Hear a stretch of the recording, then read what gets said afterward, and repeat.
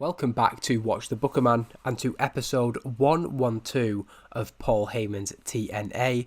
And if there's a way you want to start a post-Bound for Glory episode, it's with a 100 rated segment. Coming out to the ring, CM Punk brings the Ring of Honor World Championship with him. He takes a seat in the middle of the ring with a microphone in his hand. Before he can speak, however, AJ Styles comes down to the ring carrying his newly won TNA World Heavyweight Championship. The commentators put over that in the main event of Bound for Glory, he prevented the nightmare scenario of CM Punk leaving with both World Championships. AJ Styles says at last he checked, this was still TNA Impact. He isn't letting CM Punk say a word before he does. The two then start arguing, going back and forth. They're kind of grandstanding as both of them are saying that they're willing to put their title on the line against the other guy's title, but neither of them are quite committing to it. The thing that we're teasing is that there will be eventually a title versus title match.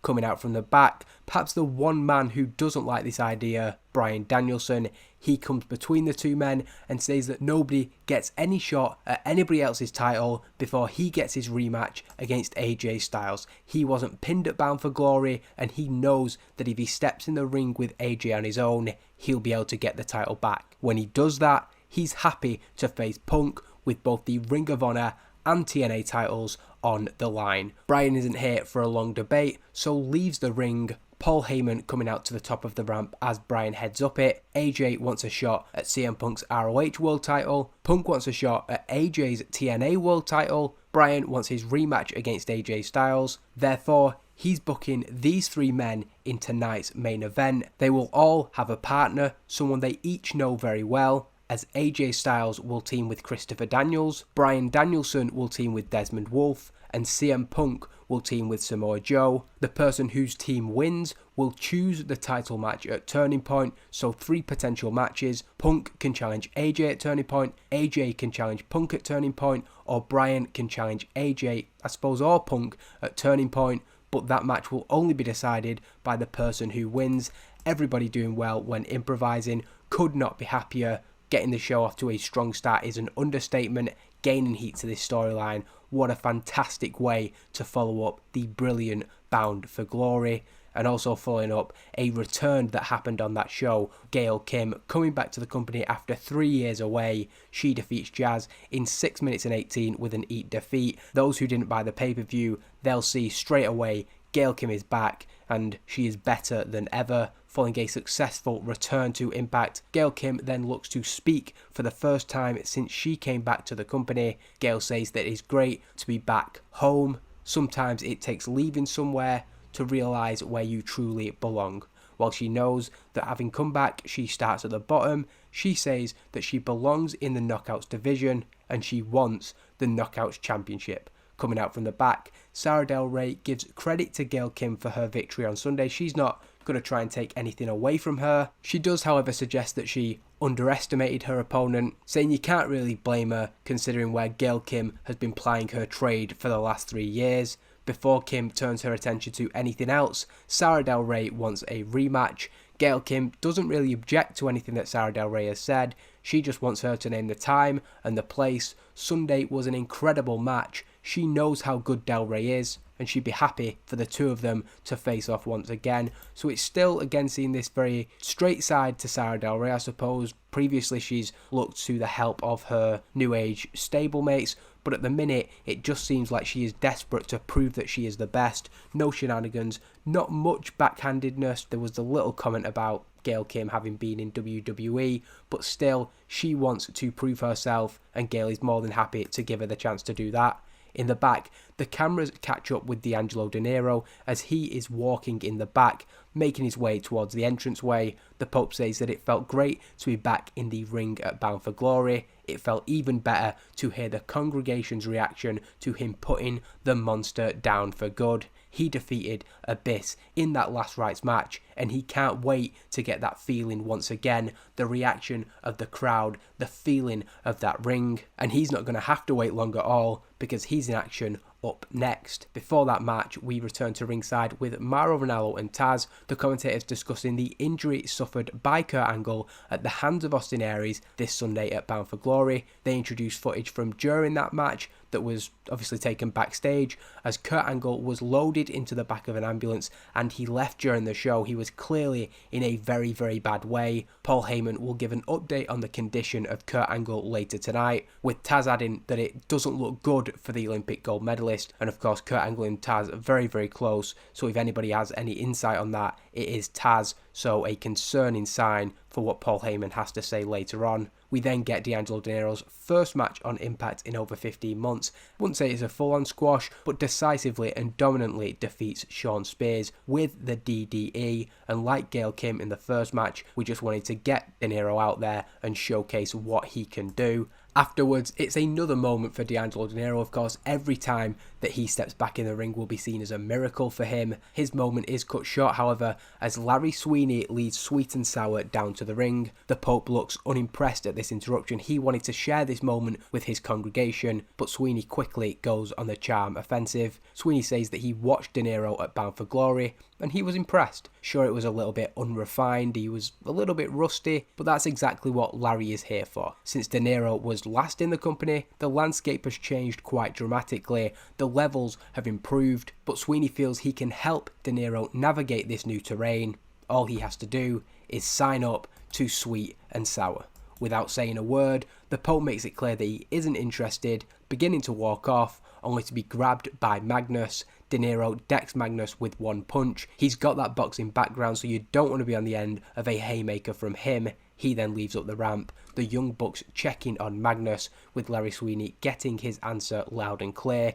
Now, this may not be the rivalry that people expected. Dinero just off a huge win at Bound for Glory, but I do feel that Sweeney and Dinero on the microphone, that's basically the genesis of where I wanted to do this storyline. I can just imagine these two bouncing off each other really well, and it does, as I said, ease Dinero back into things. We saw that he was probably a little bit rusty or was struggling at Bound for Glory against Abyss, so I think this is going to be a good way to help build some momentum for him and to give us some entertaining segments on the show. Heading to the back, the Impact cameras look for a follow-up from Gail Kim. They want to know more about her TNA return, and this is just the idea that if people are tuning in late, we want people to know that Gail Kim is back. The Knockouts division has gone to another level after Bound for Glory, I think, and we really want to continue the showcasing of that. Before she can say anything, Gail runs into the new Knockouts Tag Team Champions Aja Kong and Awesome Kong, going face to face with Awesome Kong. There is a moment of tension between the two long-term rivals. This is probably the most iconic rivalry in TNA Knockouts history,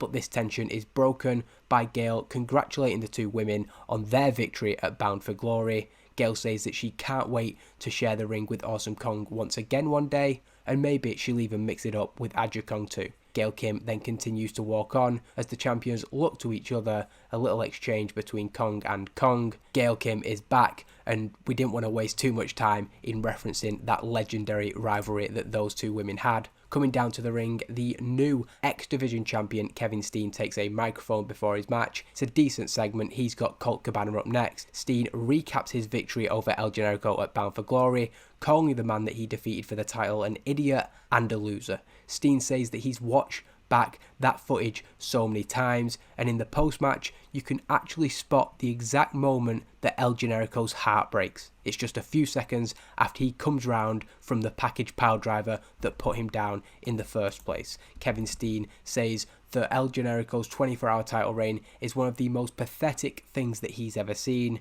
although it may be second to Colt Cabana's wrestling ability. So just letting Kevin Steen off the leash here. It was an unscripted promo, doesn't say whether he improvised well or not, but the idea here is that he's got the X Division title and hopefully he can draw some heat by just being a complete dick, ridiculing his opponent as we go into the final match of the first hour. And while it is a victory for Kevin Steen, there is a slight tainted element to it. We always know that in any match that he's in, he's going to try a low blow or an eye poke, whatever it is, he wins with a package pile driver, a successful win for the X Division champion. But given that he ran down Colt Cabana before the match, Cabana is given quite a bit of offense. It is an even back and forth match, and it is only the cheating that ensures Steen's victory. as he stands tall with his arm raised in the ring. El Generico comes out from the back. He is still furious about Bound for Glory and looks to confront Kevin Steen. It has been a long time since we saw the fun-loving side of El Generico. He is focused and he has a point to prove. However, before he even makes it to the ring, El Generico is jumped from behind by Tyler Black, the man who he defeated at Glory by Honor to become the X Division champion in the first place. Tyler Black brutally beats down El Generico on the outside. Kevin Steen just watches. Black hits the blackout stomp to Generico on the outside. He then joins Kevin Steen inside the 6 sides. The two men, Tyler Black and Kevin Steen, going nose to nose. Black points to El Generico and tells Steen to forget about him. He wants his rematch one-on-one against Kevin Steen. So a good segment there. Jimmy Jacobs didn't actually come out with Tyler Black, but the fact we're getting green notes based on Jimmy Jacobs, I'll let that slide. We gain heat to the storyline as we end the first hour. Returning for hour 2. Not that good of a segment. I would have hoped better as the new Knockouts champion makes her way down to the ring to open our second hour of the show. Tara shows a more stable side. She's been all over the place recently. The obsession that she's had with getting the title back. Now that she has it, she's back to being arrogant, cocky, and a little more secure in herself. It's perhaps understandable that with her career on the line, she was behaving a little erratically. She says that she put everything on the line at Bound for Glory for one reason. She knows she's better than Mickie James. In fact, she is the greatest knockout in the history of this company. Not Mickie James, not Awesome Kong, not Aja Kong, not Sara Del Rey, and certainly not Gail Kim.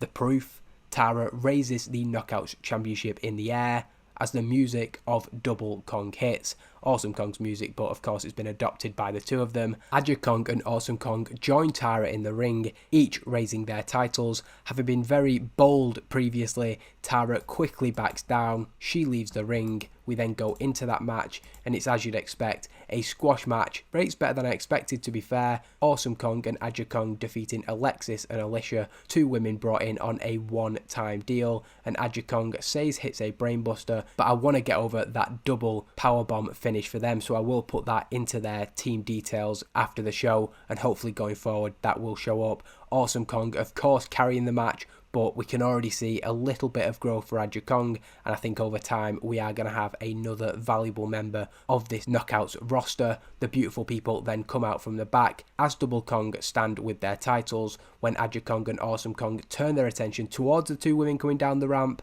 the former champions turn around and head back where they came from. I had a bit of a Simpsons reference in the Kevin Steen promo earlier. This is essentially the Grandpa Simpson gif where he comes in, takes his hat off, puts the hat back on and leaves. That's what the beautiful people do here. Clearly they are desperate to regain their titles, but just a few nights on from the domination they were victims of at Bound for Glory, they're not ready just yet to confront the champions. If they want to stand any chance, they're going to have to get creative. We then go to the locker room of the New Age of Honor, where Austin Aries is speaking to Davey Richards and Eddie Edwards about their success at Bound for Glory. They proved that they're better than the best TNA has to offer, and his particular highlight was dumping Kurt Angle on his head and then pinning Jeff Hardy later in the night. If Aries has ended the career of Kurt Angle, it's the perfect way to top off a great weekend for them. As Austin Aries says this, the still angry Tyler Black confronts him. This has been a big part of his character for the last sort of 6 weeks, maybe to 2 months.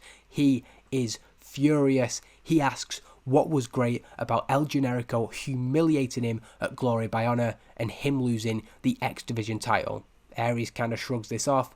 That's on Tyler. He can't change that. Team Aries got the job done, and the Wolves proved that there is no better team than them on the planet.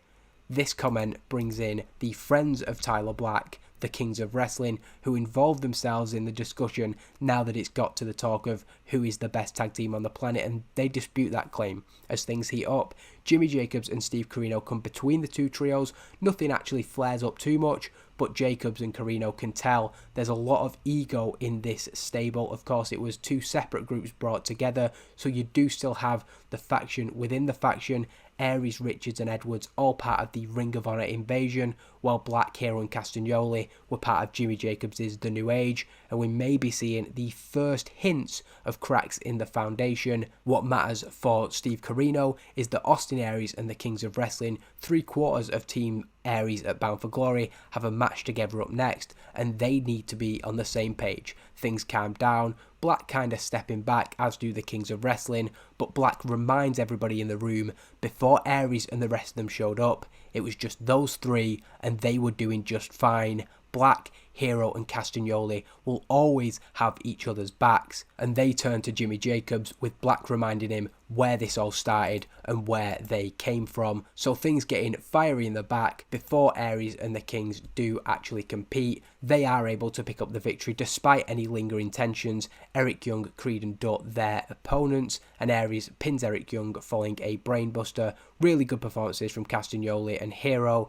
Aries also doing really well. Unfortunately, Aries seeming off his game, so perhaps he could have done even better. It's a decisive victory for the team who worked so well at Bound for Glory and continue to do really well here. Having directed traffic throughout the match, Austin Aries invites the Kings of Wrestling to join him in the ring. This is his olive branch. They do stand beside him and come together as a trio, but it's clear that there's still some negative feelings from the pre-match confrontation. Nonetheless, it's another big win from the New Age of Honor, and it shows they don't necessarily have to like each other because they all are incredibly talented. That's a point Aries made in the build-up to Bound for Glory, that they've come together for a common cause, and they continue to assert themselves on the TNA roster. Returning from the break, we get a good segment with Paul Heyman. He addresses the injury to Kurt Angle at Bound for Glory, explaining that things don't look good at the minute, but until a clearer picture is revealed, he can't say too much. What he does want to do is acknowledge the fans' concerns about Kurt Angle. He says that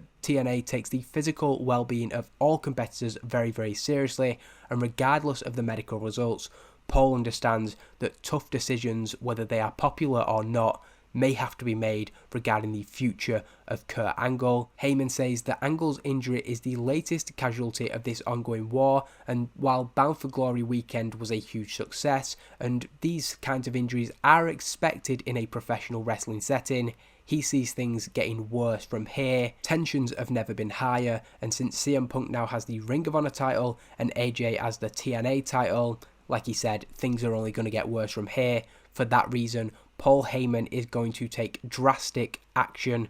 Next week, he has a huge, monumental announcement which he says will change the course of this company forever, and we're not exaggerating here. This is a huge announcement coming, a massive segment coming next week. Paul has been forced to act following the events of recent weeks and months, and he feels that what he shares with the audience next week is the only way for this war to end, and the only way for this company to move forward beyond ROH versus TNA. If he doesn't do this, then he sees this war going on forever, and the measures taken by the two sides becoming more and more severe. We then go into the main event, which gets an incredible rating, 91, delighted with that. Punk with a 90, Bryan with a 90, AJ with an 88, and then some good performances from everybody else. The match breaks down as you'd expect. It's 6 top competitors in there. It's an exceptional match, but the finish itself doesn't actually involve AJ, Bryan or CM Punk. With 3 men left in the ring, Samoa Joe locks in a Coquina clutch to Christopher Daniels, who begins and continues to fade. Desmond Wolfe returns to the ring, hitting a lariat to the back of the head of Samoa Joe. This releases the grip, but Daniels is sufficiently damaged that he stays down. Wolfe then takes Samoa Joe down with a jawbreaker lariat, pinning him for the 1, 2, 3. Unfortunately, it says about an elimination here. Ignore that because it's not. It's a 1 fall to a finish. Desmond Wolfe pinning Samoa Joe, and that means that Bryan Danielson gets to choose his match for Turning Point. Desmond Wolfe, of course, he's won the match. He doesn't really get anything from it, but we will follow that up, and I've got a huge match for Desmond Wolfe also coming at the pay-per-view, so don't feel like he's just playing second fiddle to Bryan here. Bryan Danielson does eventually join him back in the ring, and while they've been rivals for the longest time, tonight is another example of how well the two men work as a unit, something that is not lost on the commentators or the two guys themselves. From the post-match reaction, there is clearly a greater level of respect between the two men than there has been previously. Of course, Wolf was wanting to draw a line under their past throughout 2011, and it appears that as we're coming towards the end of the year, Bryan does seem less resistant to the idea. Perhaps a part of that is that Wolf has just ensured that he'll get his rematch against AJ Styles at Turning Point. They stand tall together to end the show, with final promotions for next week's episode being pushed by Mauro Ranallo and Taz. As I said earlier, this is a massive announcement that will change TNA Wrestling forever that is coming next week, and they implore nobody to miss this episode of Impact. If you're interested in the future of this promotion, if you want to see where ROH versus TNA is going, then you cannot miss this show. And there you go. Bound for Glory may not have knocked Bound for Glory 10-10-10 off the top spot. It may have come third to Turning Point, but there is our best Impact ever. Main evented by a 91 rating, opened by a 100 rating. This company is operating on another level to how it's previously been, and I think possibly come the year end we could be having Wrestlers of the Year, we could be having Matches and Events of the Year. Who knows? Of course, that's not the focus. At the moment, the focus is Evolve, which we're slightly changing the format for. I've said I'm not really happy with how Evolve's been going recently. It's always been sort of aired on the Saturday, recorded after Impact, but airing a couple of nights later. What we're doing going forward is that after Impact ends on MTV, Evolve will begin on Impact.com, and for the people who've not had enough, by the end of the second hour, there'll be another hour of top wrestling action. And if this is what we're offering at Impact, I can't see why anybody would not want to see what's going down on the following Evolve. And we begin this new era for the show with a match showcasing the Evolve Championship. Chris Sabin, whose partner Alex Shelley is currently at home recovering from his injuries and just the sustained damage of their recent schedule. So Sabin, with his impressive individual performances, was chosen to get this match against Jay Lethal. He proves himself to be more than a match for the Evolve champion, but that 15-minute time limit, the way Lethal retained his title against Desmond Wolfe in his previous defense, he escapes as a result of that again. Given how fortunate Motor City Machine Guns were with time limits during the Bound for Glory Tag Team Series, he cannot have too many complaints, but of course it's going to be frustrating. Sabin with a really good performance, and it's a good way to open the show, as it says, getting us off to a strong start, and we all know Lethal and Sabin in the same ring is going to be a real great match. Takes me back to a certain era of TNA, these two in the ring, so delighted with that to open the show. Jay Lethal is celebrating as if he's won the match afterwards, of course, further pushing this delusional character, and that's why, well, it's only happened twice, the idea of him taking advantage of the time limits. He's a smart wrestler, he knows that he can do things that will slow the match down, and hopefully that is getting some heat on him. Of course, Maria joins him in the ring. He has escaped thanks to the time limit, but he's absolutely buzzing. Homicide is then seen with Hernandez as he speaks about standing tall after that battle royal at Glory by Honor, but his focus isn't on patting himself on the back. His focus is on the World Tag Team titles. They came so close in the Bound for Glory Tag Team Series. They saw the incredible match between the Wolves and the Machine Guns at Bound for Glory, and they want some of that action. They're making their intentions known. Both men doing well off script, losing heat to the tag team title storyline, but it's still a decent segment. We then get a segment in the back with the Beautiful People, who are bemoaning their defeat at Bound for Glory and kind of kicking themselves that they weren't able to do anything on Impact. Brooke approaches them with some good news. She's secured Gail Kim as their guest for the Beautiful People show.